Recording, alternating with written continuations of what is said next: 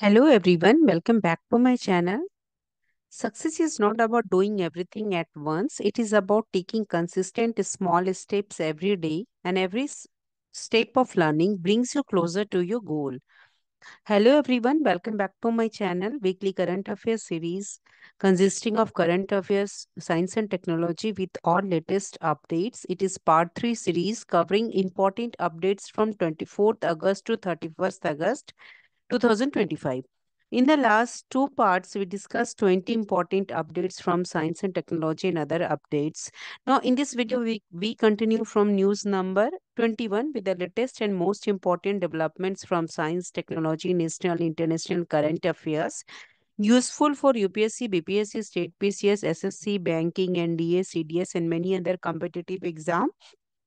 So let's move ahead and strengthen our preparation with these valuable updates.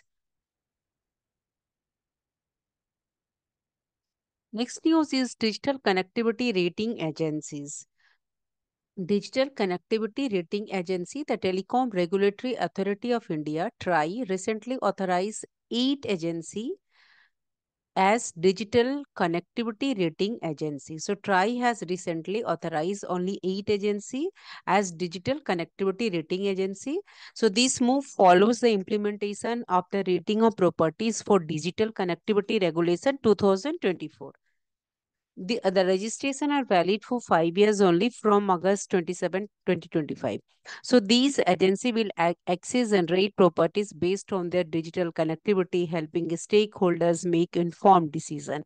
About TRAI, Telecom Regulatory Authority of India, it released a draft manual to rate properties for digital connectivity. It was followed by the official manual for rating of properties for digital connectivity in August 2025. So these regulations set the first standardized framework in India to evaluate how buildings support high speed and reliable digital access. Role of Digital Connectivity Rating Agency. The 8 authorized DCRAs, Digital Connectivity Rating Agency, include ADOM, Towergen Private Limited, and TUB SUD South Asia Private Limited, among others. They access properties using a uniform methodology defined in the manual. So their evaluation result in a star rating that reflects the quality of digital connectivity within buildings.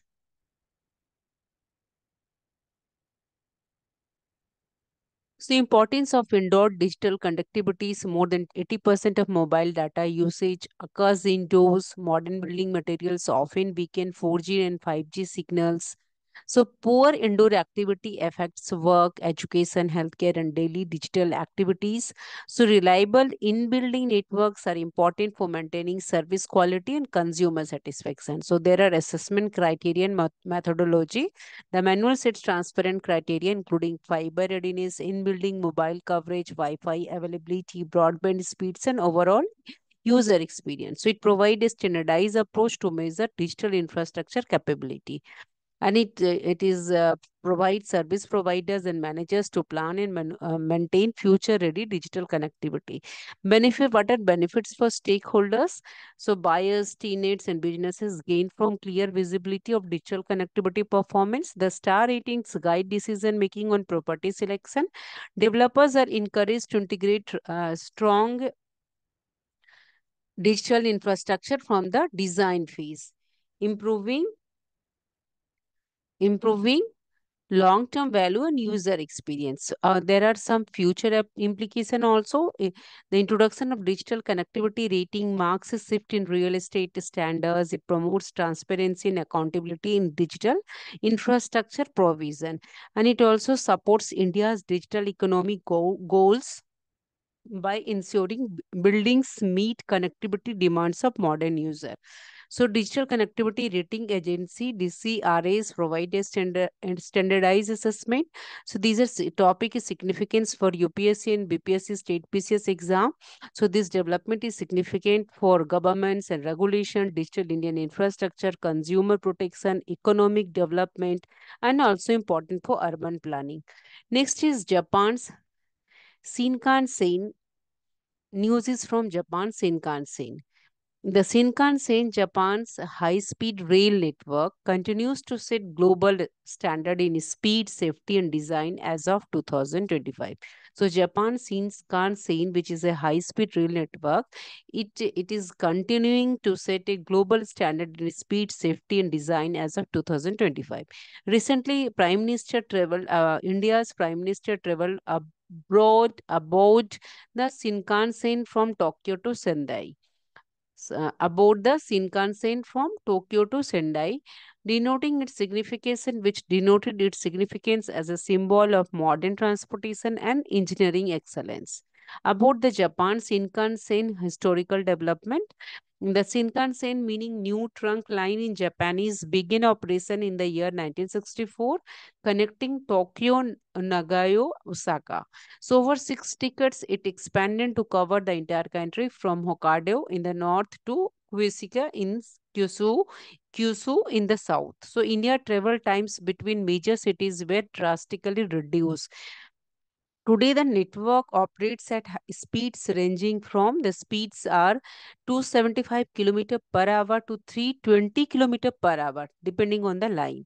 About speed and efficiency, the Shinkansen fastest service, the Nozomi trains cover 515 km between Tokyo and Osaka in 2 hours 21 minutes. So, such a large distance, averaging nearly 220 km per hour. So, this speed competes directly with domestic air travel, making the train the preferred choice for most travelers within the Japan.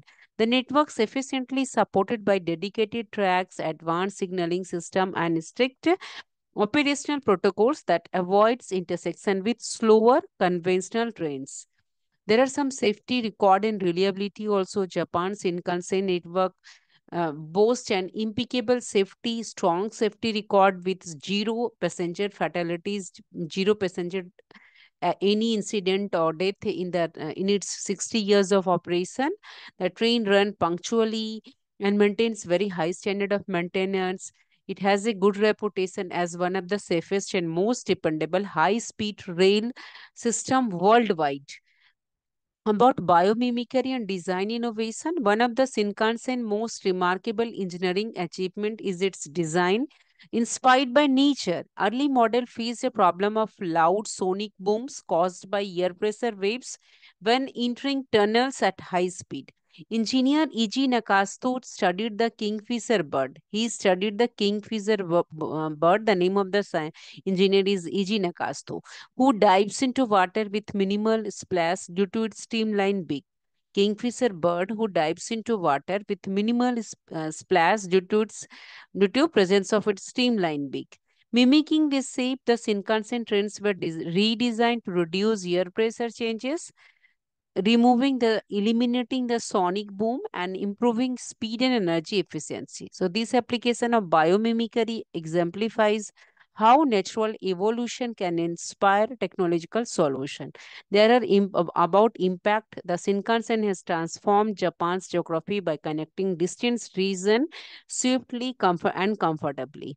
The train network success has also inspired high-speed rail projects worldwide also. It is setting benchmark for future transportation infrastructure.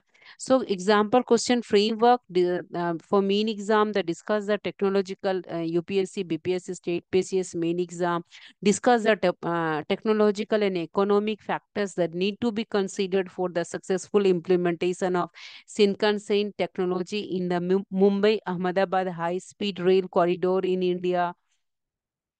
Also analyze the challenges posed by India's unique environmental condition and the step being taken to overcome them.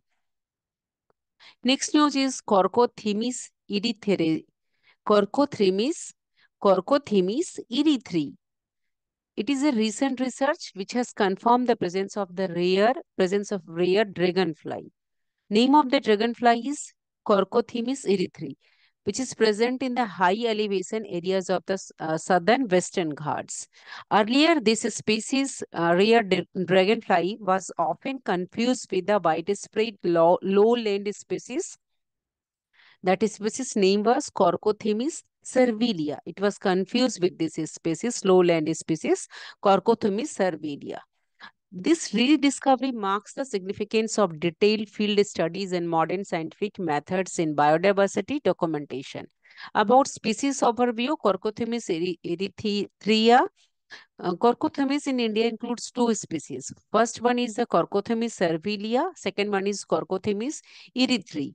Corcothymis cervili is common in present in lowland region. About Corco erythrae, C3, however, it prefers cooler and high altitude habitats. It is a difference between these two species. It is known from parts of Europe, Asia, and the Himalayas. The presence of C3 in the Western Ghats was uncertain due to misidentification and lack of physical evidence. About field expedition and identification between 2019 and 23, multiple field expeditions were conducted in high altitude sites such as Vagamon, Rajakumari, Pampadum, Soha, and Parambi-Kulam. Specimens were also collected for detailed study. Identification used both morphological, physical traits, and DNA uh, barcoding also. Key features included the male genitalia, especially the harmful structure. Molecular analysis, with the method of this molecular analysis, they confirmed that the Western Ghat specimen match it matched Corocothymis erythrae from the Himalayas. About Corcothymis erythraemis is genus Corcothymis in India includes two main species. The molecular analysis showed the high elevation species. The researchers explained the C. erythrae colonized southern India during the Pleistocene Ice Age. During the Pleistocene Ice Age, when cooler climatic conditions allowed temperature fauna to extend their range southward. As the climate warmed, this population became standard in mountain locations like the Solas and grassland of Munnar and Parambikulam, where they situated, where they survived in isolation. So the habitat and distribution said so that C. erythrae is restricted to cool, high elevation areas above approximately 550 meters, include mountain sola, forest and grassland, and is found in low and about C. cervilia. Next species, second species is found in lowlands below 600 meters. About historical biogeography, researchers suggest that Siri 3 colonized southern India during the Pleistocene Ice Age. Cooler climates then allowed temperature species to expand southwards. As the climate warmed, this population became isolated in cooler mountain refuges. The isolation in the Western Ghat allowed Siri 3 to survive in pockets like Munnar and Parambikulam. Significance of the studies, this discoveries clarifies the distribution of Corco Thimis species in India. It emphasizes the importance of combining fieldwork with molecular tools. It also marks the Western Ghat as a refuge for temperate species during climate change. This finding contribute to biodiversity conservation also, and it also gives ecological understanding of mountain ecosystem. About the question, based on that mains question, discuss the ecological significance of rediscovery of Corcothymis erythrae in high altitude region of Western Ghats, particularly in the context of climate change and historical biography. Pre-question is given, kindly go through it. Next question is UNDP report on Forest Right Act progress. The United Nations Development Programme released a report in 2025 analyzes the implementation of the Forest Right Act in India. The report marks a need for a census on a sunset clause to set an end date for recognizing and vesting rights under the FRA. It also recommends measures for improved governance and management after rights are granted. The FRA Forest Right Acts enacted in the year 2006, which aims to recognize right of Sudal tribes and other traditional forest dwellers over forest land and resources. About Forest Right Acts in India, it recognizes individual and community rights over forest land. So far, titles have been distributed over 2.32 crore acres with 1.88 crore acres under community rights. So, however, this is only about 18% of the estimated 9.88 crores potentially eligible for community rights. The slow uptake is attributed to historical conflicts, policy gaps, jurisdiction issues, etc. About state level challenges, challenges. The UNDP, the United Nations Development Program, studied forest right act implementation in Chhattisgarh, in Maharashtra, and in Odisha. So all three states expressed the need for an end date to the recognition process. Official admitted that some individual titles were incorrectly recognized. Some titles were incorrectly recognized, and efforts are ongoing to rectify to solve records, to rectify to solve the problem, record whatever the problem is there. Missing titles and poor record keeping were reported, especially in Chhattisgarh, denoting the need for centralized and accurate data system. About governance, conflicts between tribal welfare and forest departments have hindered forest governments, have creating problem to forest governance. The reports calls for high-level interdepartmental committees to resolve these issues. It stresses clarity on when Gram Sabha approved forest management plans should be integrated with forest department working plans. This integration is crucial to advance community forest resource management. About gender equity, the report emphasizes placing gender equity at the core of FRA implementation.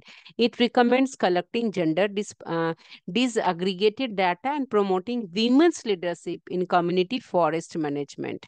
Linking FRI with National Rural Livelihood Mission is suggested to support gender-sensitive livelihood option. So it is recognizing forest right holder as a distinct category in social protection scheme is also advised. The UNDP urged that formulation of national tribal policy for the next 5 years. So it is for the next 5 years. So it is suggest exploring article number is 275(1). 275 article 275 1 of the constitution to fund the integration of forest right act with related laws like PESA for better tribal governance. The Ministry of Tribal Affairs programs like Pradhan Mantri Janman and Dalgua have shown leadership but require long-term support for sustained impact. Section 31K of the FRA recognizes community rights over biodiversity and traditional knowledges. The report notes a lack of data on claims related to intellectual property and suggests exploring monetization potential. So it also calls for clearer policy on ownership, transit, and sale of minor forest procedures. So, despite center guidelines on minimum support prices, many states have till now have hesitated to deregulate key forest products like bamboo and tendo. Clarification is needed on whether individual rights holders can sell MFP minor forest products directly to private buyers. So UPSC question is critically evaluate the progress of Forest Right Act 2006 in India, incorporating the insight from the recent UNDP report on its implementation and post-recognition challenges. Solution-oriented question is also, an analytical question is also given, and policy question is also given. So kindly go through it. Next news is Uttarakhand forest clearance sparks environmental concern. Uttarakhand Forest Department approved the border routes organization plan to build the Netalia bypass. So this road is a part of the larger Char Dham infrastructure project. The approval allows the use of 17.5 hectares of forest land in the fragile Bhagirathi eco-sensitive zone. So this approval allowed the use of land forest land, that is 17.5 hectares of forest land in the fragile Bhagirathi ecosystem zone. The decision has caused widespread protection from environmentalists and local communities. They claim the project violates Supreme Court orders and expert committee recommendation. The concern centers on the felling of thousands of deodar trees and the increased risk of landslide. So the concern is that there is a many thousand of felling of deodar trees and the increased risk of landslides. So Supreme Court's claim the project violates they claim the project violates Supreme Court orders and expert committee recommendation. Nitala bypass project. About Nitala bypass projects. Nitala bypass is 8.07 kilometer road stretch between Hina and Tekla on the National Highway 34. So it aims to improve connectivity under the Char Dham project. The project is managed by BRO. The bypass is designed to widen existing road to 10 meters. However, the Supreme Court had previously limited road width to 5.5 meters in this ecosystem zone. About environmental and legal concern, environmentalists argue that the clearance violates the Supreme Court's order and the High Power Committee recommendation. The High Power Committee had advised against large scale road construction in this landslide prone zone. So it recommended only limited road improvements and stopping the felling of deodar trees. The Supreme Court's 2020 order also required detailed terrain and environmental assessment before construction. About impact on forest and ecology, the project threatens thousands of deodar trees between Jhala and Mehrogati. Deodar forests are important for slope stability and biodiversity also. Their removal increases, deodar forest removal increase the risk of soil erosion and landslide also. The Bhagirathi ecosystem is important for Ganga rivers ecology also, and cutting trees here many it will disturb water cycles and local wildlife habitats. There are many risks to local communities. Residents report that road widening from Rishikesh to Uttarakasi has already triggered landslide. Monsoon travel has become hazardous, especially between Nalupani and Chamba. Local fear that the Nitalia bypass will worsen this condition. About public and official responses, citizen groups demand an independent inspection and immediate cancellation of the forest clearance. About public and official responses, several activities and local leaders have submitted objection letters to authorities. The Himalayan Nagrik Dristi Manch called the approval a distinct attack on the region ecology. The group urged the central minister and the Char Dham Oversight Committee to reconsider the decision. The Forest Department approval has exposed tension between the development goals and environmental protection. So it marks the challenges of infrastructure project in ecologically fragile Himalayan zones. So pre-question, legislation, means question is legislation focus, which constitution provision on parliamentary act is central to regulating forest diversity in India, and what is the typical basis for granting forest clearances. Now, next is impact focus question is the term deemed forest and the Forest Survey of India in forest clearance and relevant to which aspect of forest governance. Option could relate to forest assessment, policy, formation, forest protection or forest certification. Case study focus question is also given. Now, means question is impact and mitigation, discuss the significant environmental socio-economic impacts of forest clearance project. Next one is the Forest Conservation Act 1980, analyze the strength and weakness of Forest Conservation Act. Next question is based on the sustainable forest management in the Uttarakhand, suggest innovative technology-driven approaches. Next question based on the ethical consideration, and the ethical implication of scary fishing forest ecosystem for development goals in the Himalayan are often debated. So these are the question. Up next news is global greenhouse gas emission rise increases despite power sector decline. Recent data from 2025 reveal a complex picture of global greenhouse gas emission.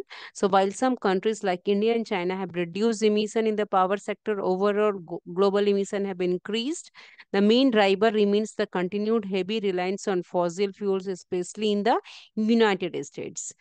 Global emission trends in early 2025. Between January and June 2025, global greenhouse gas emission reached 30 billion tons of CO2 equivalent. So this represents a 0.13% increase compared to the same period in 2024. So June alone saw release emission increase by 0.29% on year. Methane emission, which is greenhouse gases, also increased by 0.49% in June, indicating growing concern beyond carbon dioxide. Fossil fuel as a primary emission driver. Fossil fuels are coal, petroleum, natural gas. Fossil fuel use grew by increased by 1.5%, which is adding nearly 78 million tons of carbon dioxide equivalent emission globally. More than half of this increase originated from the United States. Despite global calls for clean energy, United States continue to depend heavily on oil, gas, and coal. So this reliance undermines efforts to curb climate change and offset gains made in other sectors. So carbon dioxide emission per person. So areas of rectangle showing the total emission, all the countries given about. So greenhouse emission from human activities increases the greenhouse effect also, emission also. This contribute to climate change. Carbon dioxide from burning fossil fuels such as a coal, oil, natural gas, which is the major concern of emission of greenhouse gases. So it is about the largest annual emission are from China, as according to the United States from the China. Look at the image. The largest annual emission. So the growing level of emission have varied but have been consistent among all greenhouse gases. So emission in the 2010 average 56 billion tons a year, higher than any decade before. Now, greenhouse gas emission by sector.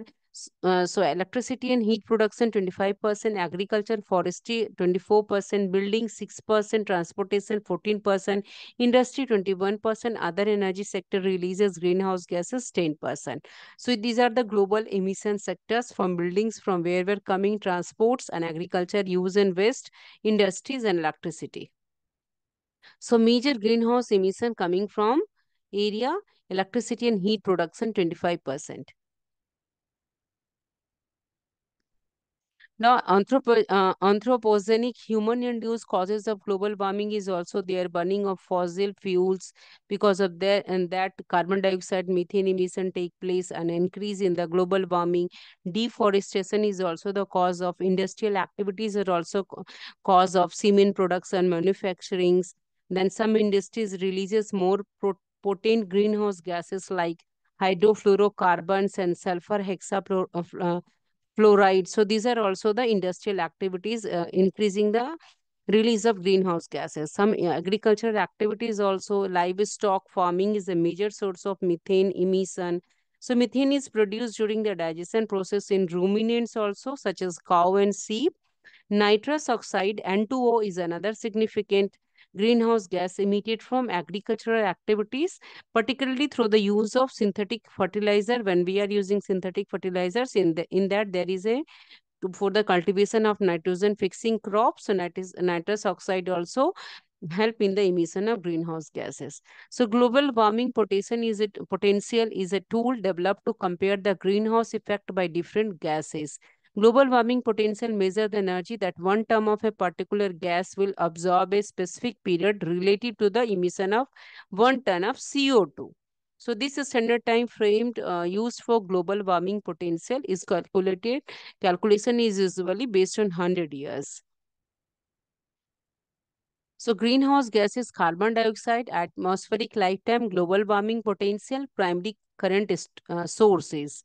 So carbon dioxide, methane, nitrous oxide, hydrofluorocarbons, perfluorocarbon, sulfur, hexafluoride, SFX.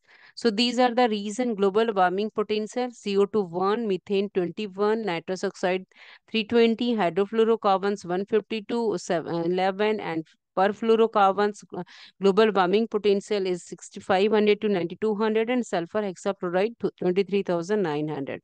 So these are the current sources which are coming from the this greenhouse gases emission take place. So nitrous oxide from agriculture, methane from fossil fuel agriculture, CO2 from fossil fuel land use and cement, perfluorocarbon from aluminium production, semiconductor manufacturing, sulfur hexachloride from electric power transmission and magnesium industry. So these are the emission and the primary current sources and their global warming potential. Effects of global warming because of human induced activities result in increase in global temperature and affecting socio-economic structures and human health also.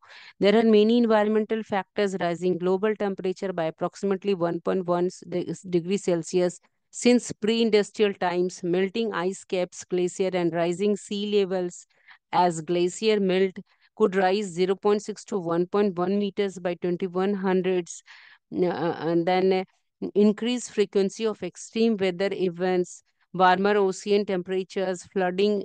These are the reason of then effect on ecosystem, changes in biodiversity, habitat and species extinction are going on because of the global warming.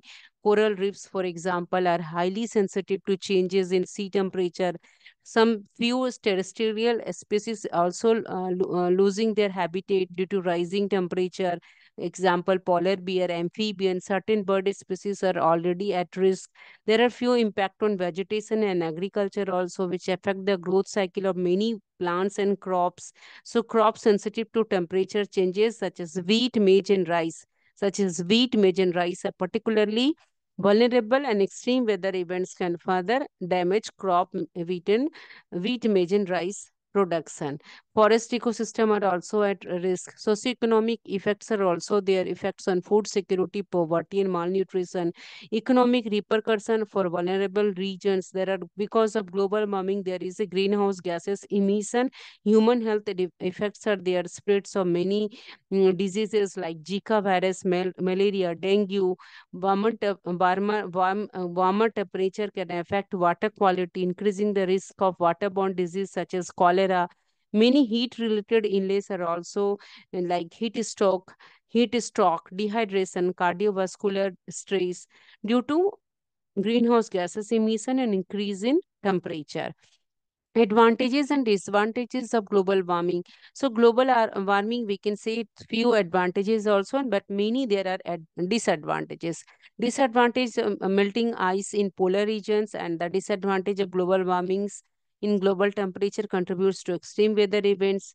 So solution to combat global warmings, we have to reduce, we have to just take care the strategies, adapt the strategy to reduce greenhouse gases emission and adaptation strategies to cope up with such unexpected impact of climate change because of the greenhouse gases emission and increase in temperature.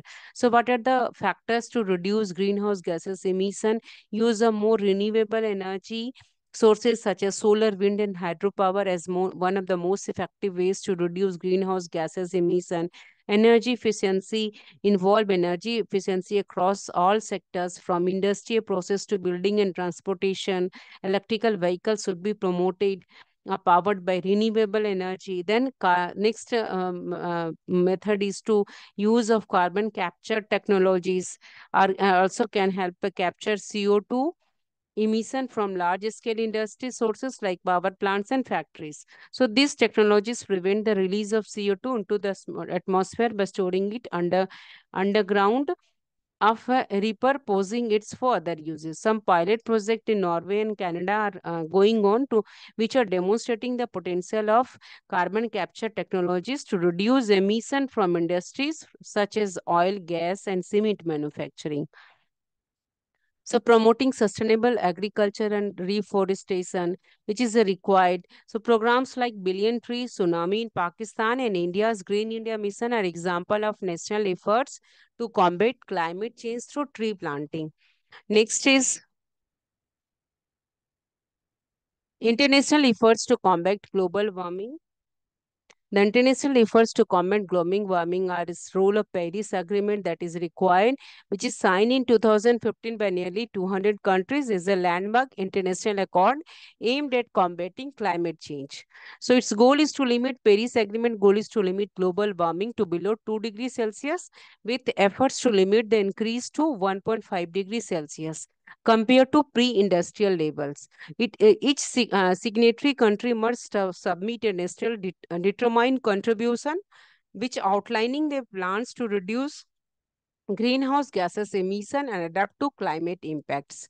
Other global climate initiative must be taken like United Nations Framework Convention on Climate Change, Kyoto Protocol, conference which plays important role in shaping international climate policy. Global initiatives such as Green Climate Fund help finance projects that support low emission and climate resilient.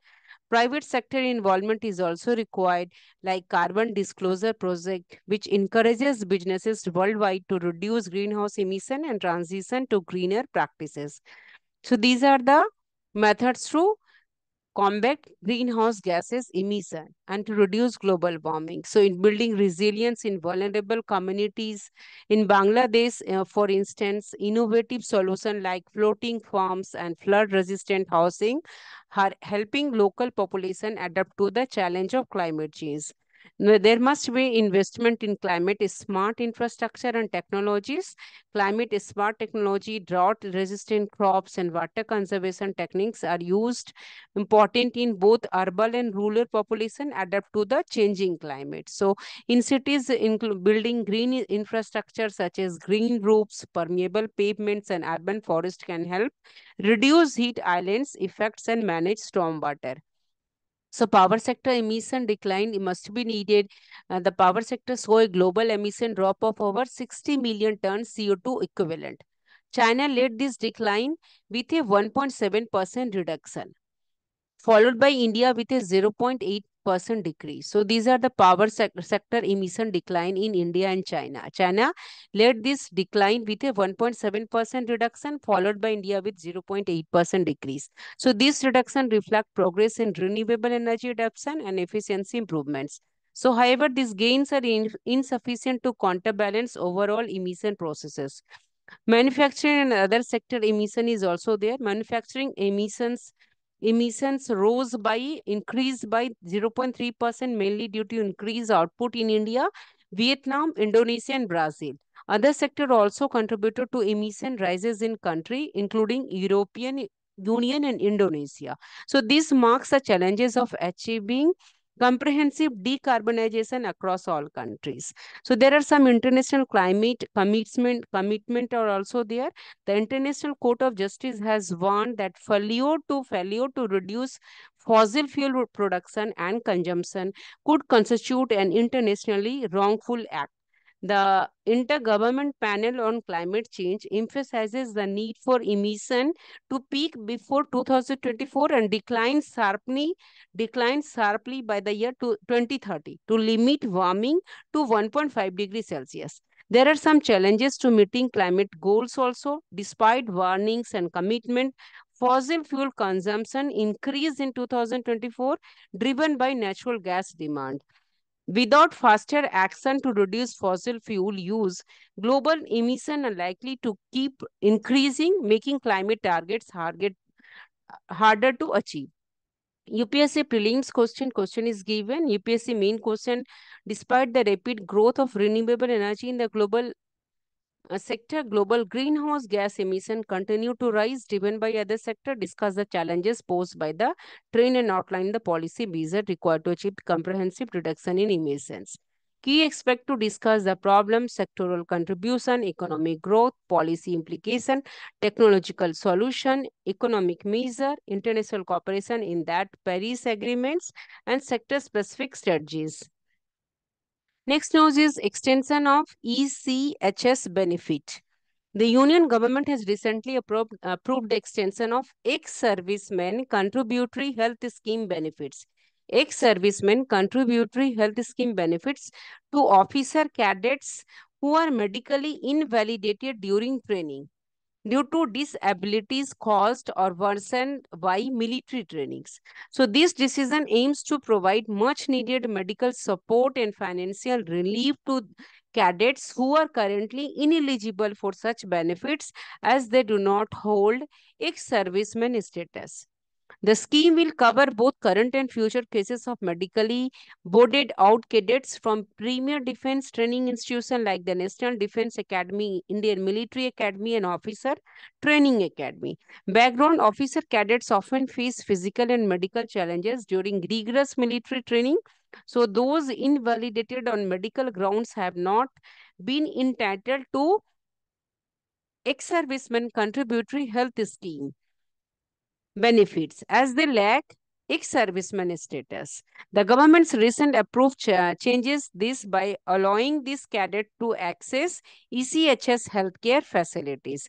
The move recognizes the lifelong impact of disabilities acquired during training and seeks to reduce the financial and emotional strain on affected families. So there are some scope and eligibilities also there. The extension applies to cadets medically boarded out before completing their courses due to disabilities linked to training. They must apply for ECHS membership and should not be enrolled in any other government health scheme. Under regular ex-serviceman officer, this cadet will be exempted from paying the one-time subscription fee of rupees 1.2 lakh. The benefits are personal and non-transferable, limited to the cadet only. So these are the benefits, few benefits under ECHS. These include free outpatient department OPD services at over 448 polyclinics and comprehensive inpatient department treatment. The scheme offered access to various investigation and procedures without direct payment, easing the financial burden on families. Next, existing support and additional reliefs. Currently, disabled cadets receive a monthly ex gratia payment and a disability award ranging from 20% to 100% based on based on severity. So the extension of ECHS benefits supplement this financial help with quality healthcare support. So about the ECHS, which was launched in April 2003, which provides medical care to ex-servicemen and their dependents. It operates through 30 regional centers and a vast network of polyclinics and hospitals. With approximately 63 lakh beneficiary, it is a mainstay of veteran welfare in India. So the recent extension marks expansion of the schemes reach to include young cadets affected during training. So it is a question, main question and pre-question. Kindly go through it, pause the video and try to solve it. Breakdown for the main question is introduction, provision and eligibility, specific provision, key benefits, humanitarian rationale, border implication and critical examination. Next news is accelerated rainfall changes in India demand new climate models. Recent study revealed that rainfall challenges in India expected by 2040 are already occurring. So this shows accelerated global warming is impacting monsoon patterns sooner than predicted. The frequency of extreme rainfall events is rising sharply. So current climate model lag behind these rapid changes. Scientists call for urgent updates to climate models to better predict and manage future risks. So current trends in rainfall extremes. Data from 1951 to 2022 show a clear increase in extreme rainfall events across India. So the number of daily rainfall events increased 100 millimeter has increased in recent years. June 2025 recorded a record 502 very heavy rainfall events above 115.6 millimeter, the highest in recent records. This surpasses the 494 events recorded in 2023. So climate model projection versus reality. The latest CMIP6 model projected increases in extreme rainfall mostly for the later half of the 21st century. However, the worst case scenario SSP 8.5 predicted a increase starting around 2027. So observation now so this increase has already begun. It is about the risk demanding and emanating from climatic change across geographic region in India. The desert heat, Great Himalayas, Gangetic Plains, coastal plains and Ghats, Central Peninsula Plateau. Same the changes in last decade compared to baseline. Images last decade compared to baseline. Now, influence of ocean phenomenon on rainfall, natural phenomena like El Nino and La Nino which affect rainfall extremes, but their interaction with global warming are complex. For example, June 2021 had the lowest extreme rainfall events during a La Nina, which typically increases rainfall. Conversely, June 2023 and El Nino year saw the second highest extreme rainfall. So this contradiction indicate evolving climate dynamics that change current understanding. There are some acceleration of global warming. Since 2010, global warming has increased by over 50% compared to 1970 to 2010 rates. So temperature increase spikes of zero point 0.4 degrees Celsius in recent years cannot be fully explained by known factors like El Nino or aerosol reduction. Scientists warn about point of no return scenarios such as potential shutdown of the Atlantic Meridional overturning circulation. So this could trigger widespread and unpredictable climate disruption globally. So this approach contrasts with traditional models used by the Intergovernment Panel on Climate Change. So experts advocate for climate models which are based on continuous real-time observation and insight from paleoclimatic data. So more detailed monitoring is required of polar ice changes and oceanic system is required. Prelim question, mains question is prelim question along with the answer is given. Main question is also given.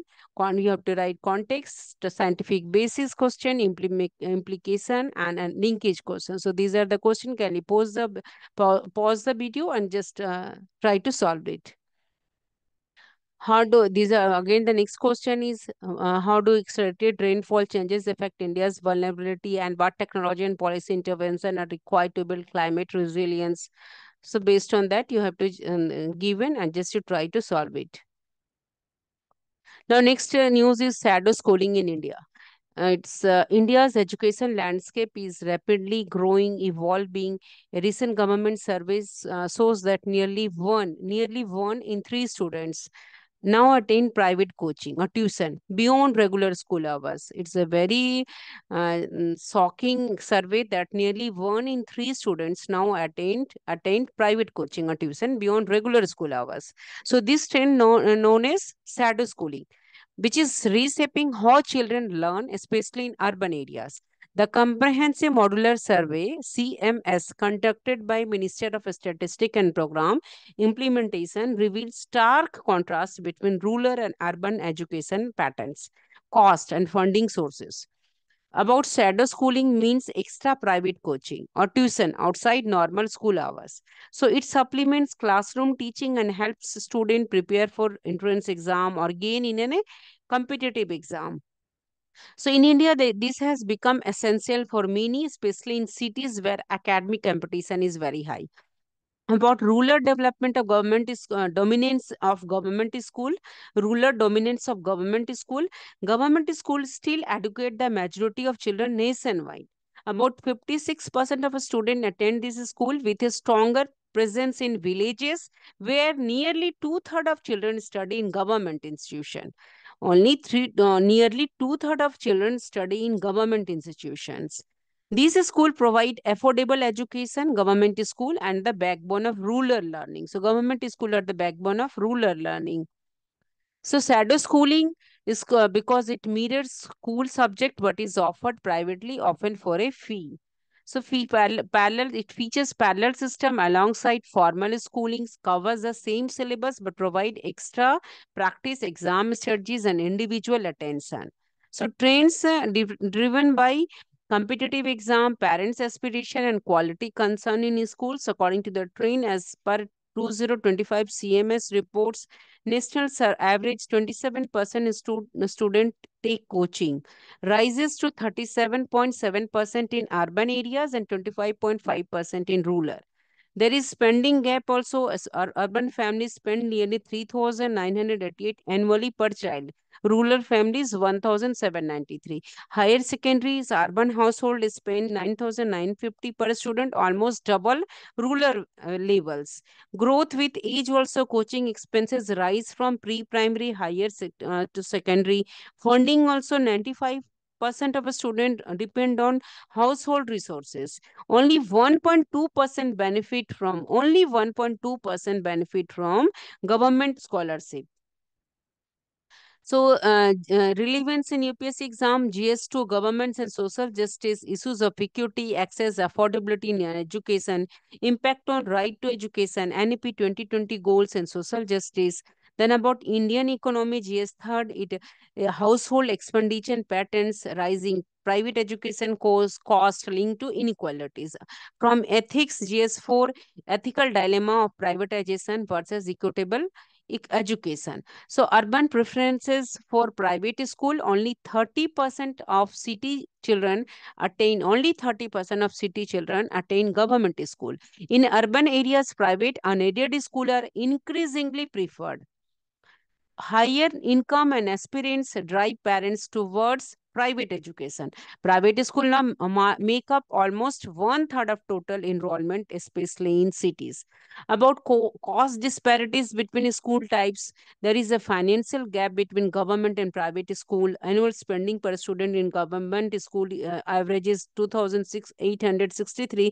In private school, the figure is nearly 9 times higher at rupees 25,002. So most government school students pay no fees, while almost all private school students do pay more fees. Urban families spend far more on fees, uniforms, and books than rural families. So about shadow schooling costs and prevalences, private coaching has become a major expense. About 27% of students attend coaching classes, with more urban children, 31%, than rural, 26% involved. Funding education, most education costs fall on families. The survey finds 95% of students depend on household funding. Government scholarship cover only 1.2% of students. So families bear the cost of both school fees and shadow education, denoting the limited role of public funding. There are some implications for equality and policy. Urban areas see growing private education and coaching. Shadow schooling reflects wider inequalities tied to income and access. As India's implement NEP 2020, question arises about bridging the urban-rural gap and ensuring truly accessible learning for all children. So, prelim question is given, just go through it, and the main question is given, kindly go through it and approach the answer. Introduction, socioeconomic implication, then measure and alignment with NAP 2020, and conclusion. Next news is impacts of India's coal sector. India's coal sector remains important for power generation despite a shift towards renewable energy. Recently, experts brought into light the urgent need to access coal-bearing areas, not only for environmental damage but also for health impacts on local population. A recent report based on National Green Tribunal (NGT) cases reveals ongoing challenges in regulating coal mining and thermal power operation. So this knowledge base summarizes key findings and recommendations for sustainable coal management. About core roles in India's energy mix, coal and lignite accounted for 73% of India's power generation in 2022 and 23. Projection indicate coal will still provide around 50% of electricity by 2031-32. This put a stress on coal's continuing dominance despite government efforts to expand non-fossil fuel sources. About environmental and health challenges, coal mining and thermal plant causes air, water, noise, pollution, dust from coal transport, increase particulate matter to 5 times safe levels. Fly ash disposal contaminates soil and water bodies, reducing soil fertility and biodiversity. Toxic high metals like cadmium and lead raise cancer risk in local populations. So, silica in fly ash contribute to many respiratory diseases such as silicosis. Though they also impact severely agriculture, fisheries, and animal husbandry, so causing income loss and health expenses. These are the impacts of India's coal sectors on environmental and health challenges. So, regulatory and legal issues, NGT cases reveal frequent regulatory failures Pollution control norms are often ignored or manipulated by coal operators. Community participation in decision making is minimum, reducing accountability. The tribunal emphasizes absolute liability for polluters, but enforcement remains weak. About environmental restoration efforts, NGT ruling mandate environment restoration and pollution cleanup. Restoration plans have been ordered in several cases, including river decontamination and mangrove rehabilitation. Some funds have been allocated for these activities. However, implementation suffer from delays, lack of clear time, and inadequate monitoring by authorities also. Without effective restoration, environmental degradation and health risk persist.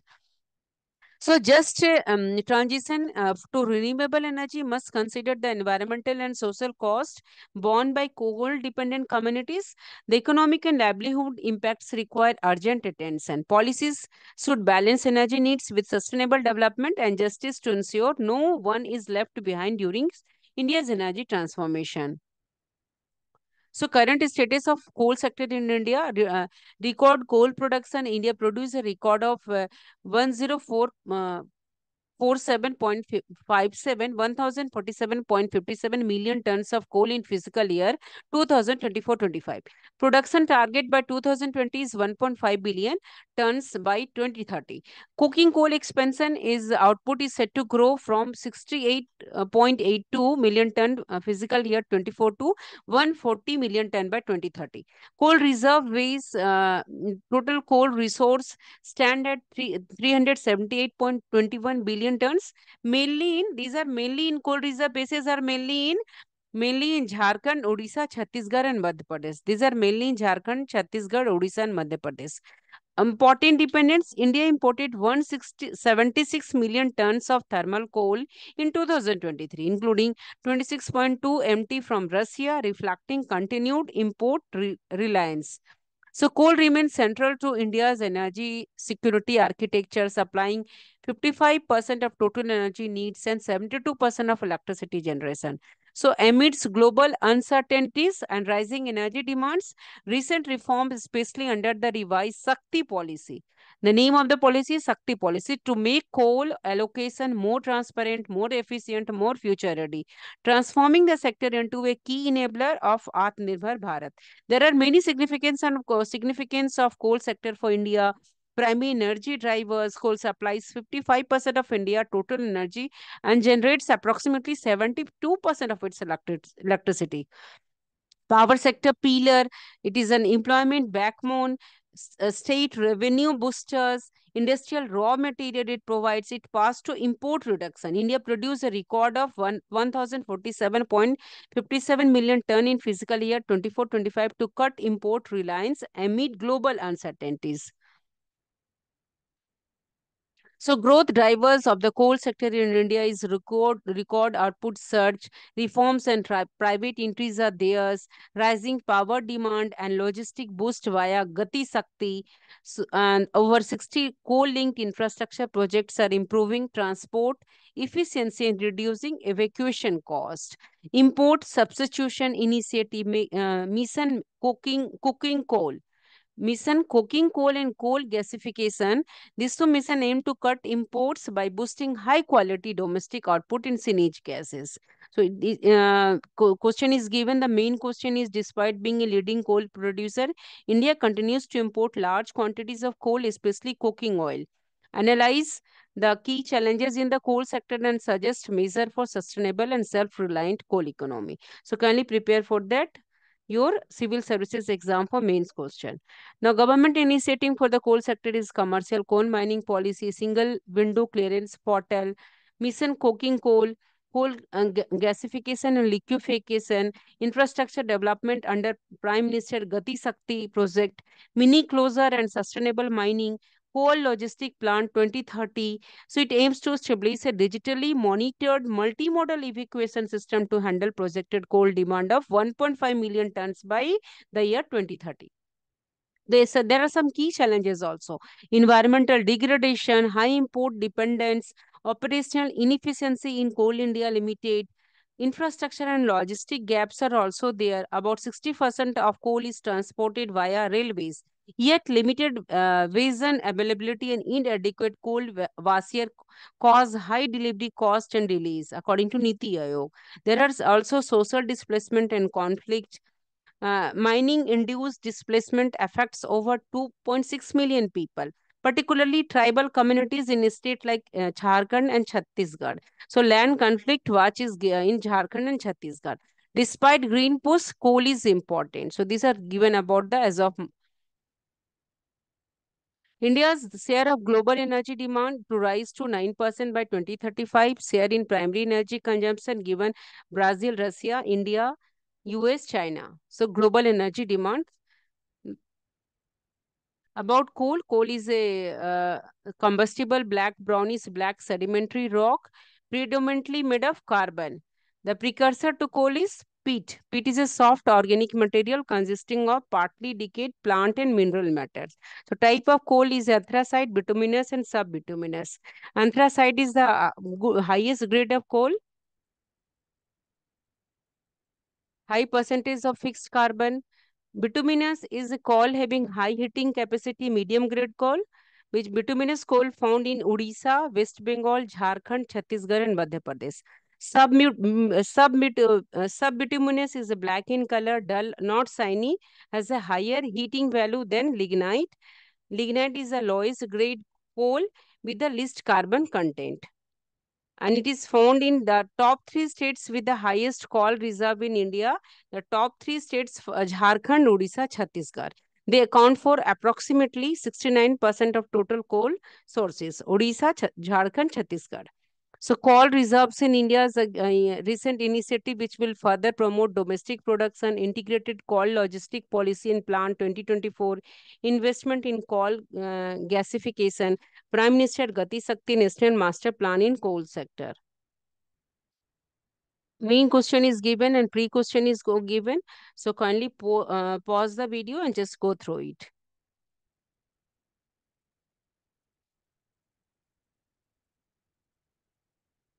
Next is news is global progress and inequalities in water sanitation. Access to safe water and sanitation remain an important challenge, critical challenge worldwide in 2025. A recent report by WHO and UNICEF marks that while progress has been made since 2000, large inequalities persist. Low-income countries face the greatest difficulties in eliminating open defecation and ensuring safety managed water and sanitation. This hampers the achievement of Sustainable Development Goal 6, which is aimed at universal access by 2030. So current status of sanitation and open defecation, which is a major problem. Between 2015 and 2024, 1.2 billion people gained access to safety managed sanitation.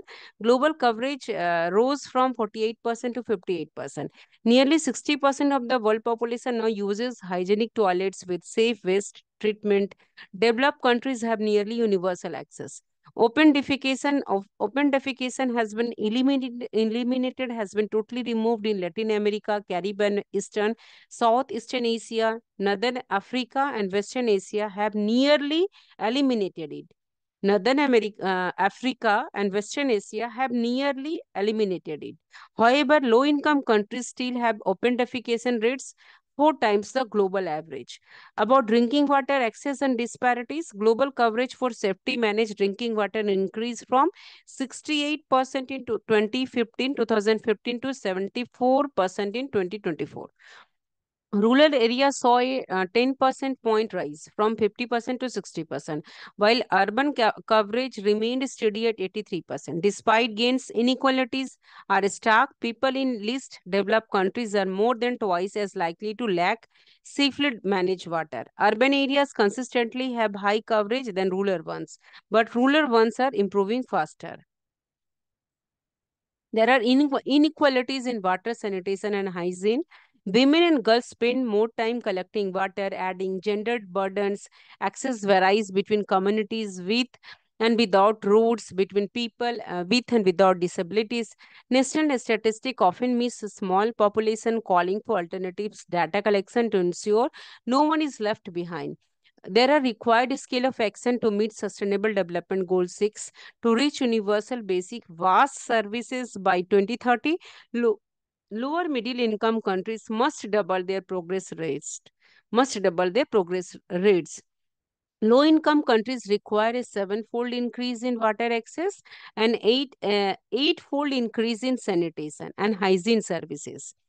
Accelerated increased efforts are important, especially for marginalized communities. VAS is a human basic right demanding urgent and inclusive action. About menstrual health challenges, the report also marks menstrual health issues in 70 countries. Women and girls face widespread challenges regardless of income level. These affect education, health, and social participation. Addressing menstrual health is important for gender equality and overall vast improvements, scheme improvements. Pre-exam question is given. Kindly go through it. Mains exam question is given.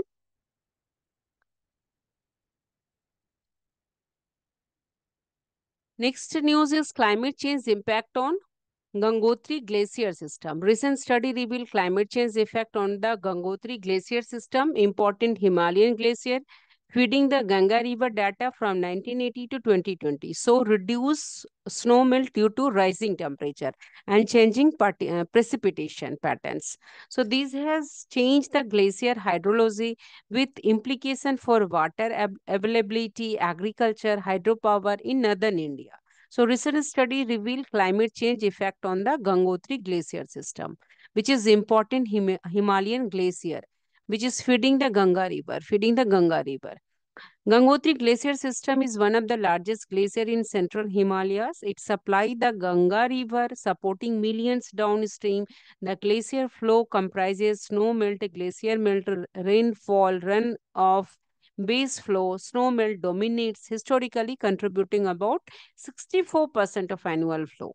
There are changes in hydrological composition. Over 4 decades, snow melt share declined, reduced from 73% in 1980 to 90 and 62 63% in 2010 to 20. Glacier melt contributes 21% rainfall, runoff 11% and base flow 4%. A notable rise in snowmelt proportion occurred during 2010-20 due to colder winters and increased winter precipitation, temporarily boosting snow accumulation. There are temperature rise and effects also. Mean temperature in the Gangotri Glacier System region increased by 0.5% between 2001 and 20 compared to 1980 and 2000. This warming, because of this warming, causes earlier summer melting and shifts peak river discharges from August to July. Such shift affect water availability for irrigation, hydropower, and local communities. So declining snow cover is there, glacier thickening is shrinking, declining at an average rate of 46 centimeter per year.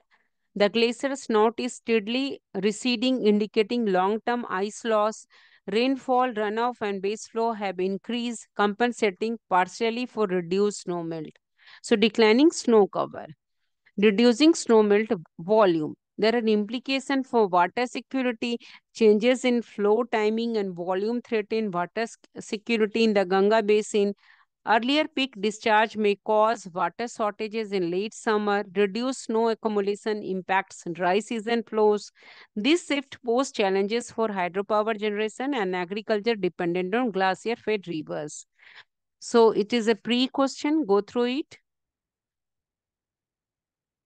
Mains question. How to attempt it? Key point for answer is given.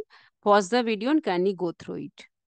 Next news is Indian Railways expand key tracking projects. So recent development in 2025 have seen the Union Cabinet approve several major railway infrastructure projects across India. This project aim to improve connectivity, to improve freight capacity, support regional economic growth.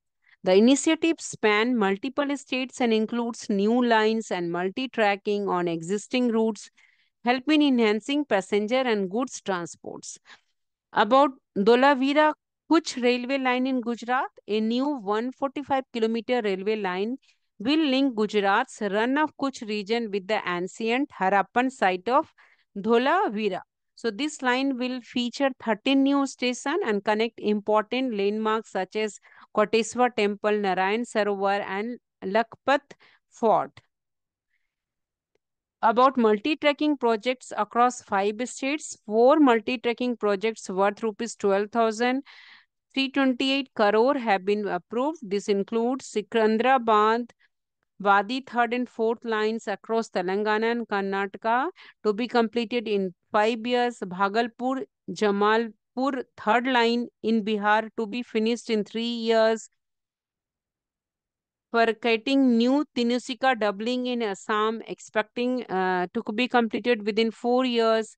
Desalpur, Hajipur, Luna, and Vayor Lakhpat new line in Gujarat. This project will add approximately 565 kilometers to the railway network and cover 13 districts to boost freight capacity by 68 million tons annually. Additional multitasking projects, the Cabinet Committee on Economic Affairs has been approved 4 multi-tracking projects across states like Maharashtra, Madhya Pradesh, West Bengal, Bihar, Odisha, and Jharkhand. These projects will add about 574 kilometers to the network with the estimated cost of rupees 11,169 crore. There are impact on freight and passenger movement also. This project are important for transporting commodities such as coal, cement, clinker, gypsum, fly ash, containers, agricultural products, and petroleums. Multi-tracking will reduce congestion, improve punctuality, and increase overall efficiency of Indian Railways. Next news is export promotion mission. India is set to launch a rupees 25,000 crore export promotion mission from 2025 to 2031. So this flagship initiative aims to support exporters and rising global trade challenges, including the recent hike in United States tariffs on Indian goods. So this mission focuses on easing credit access and improving export capabilities, especially for micro, small, and medium enterprises, MSMEs. So, EPM Export Promotion Mission was announced in the Union Budget to 25-26 to ensure broad-based, inclusive, sustainable export growth. It seeks to address key bottlenecks that Indian exporters face. The mission intends to shield exporters from uncertainty such as United States doubling tariffs on Indian imports to 50% from August 2025. This tariff hike affects sectors like textile. It affects sectors like textile, chemicals, leather, and footwear. About the structure and implementation of export promotion mission, the mission will operate through two main sub-schemes. First scheme is Niryat Protsahan schemes. Second one is Niryat Disa. Niryat Protsahan will cover 10,000 crore, focuses on financial support. It also plans to introduce a credit card for e-commerce exporters. Niryat Disa will cover 14,500 crore, aims to as at export quality compliance, overseas market deployment, branding, warehousing, logistic capacity building. So there is a collaborative framework. The EPM involves multiple ministry and stakeholders. Key participate include the Department of Commerce, Ministry of MSME, Ministry of Finance, Exim Bank, Export Credit Guarantee Corporation, Credit Guarantee Fund Trust for Micro MSME Enterprises, National Credit Guarantee Trustee Company, Export Promotion Council, Community Boards, Industry Association, and state governments. So these collaboration aims to create a strong support system for export. So these are the government response to United States tariffs. Minister, the government is actively engaging with industry representative to implement effective solution. The focus is on creating resilient supply chains and diversifying export destination. So these are the government responses to United States tariffs. Export diversification strategy is also there. India plans targeted outreach to 40 countries, including Australia, Canada, Germany, Japan, UK, and the UAE, to diversify export markets. So, this approach aims to position India as a reliable supplier of quality and sustainable product. Export Promotion Council will play important role in this diversification effort, helping Indian exporters reduce dependence on the United States market. About recent export trends, India's export rebounded by 7.29% in July 2025 to USD 37.24 billion after 2 months of decline. However, the trade deficit widened to an 8-month high of USD 27.35 billion. Between April and July 25-26, export increased by 3.07% to USD 149.2 billion, while imports increased by 5.36% to USD 44.01 billion. The government support measure aim to sustain this export momentum despite external challenges. So these are up to the news. We will next we will learn next current affairs in the next series. Kindly watch the next series. Thank you for watching. Stay consistent. Kindly read, write and revise. Note down. Consistency is required. Revise all the learn current affairs. Watch the next series. Thank you for watching.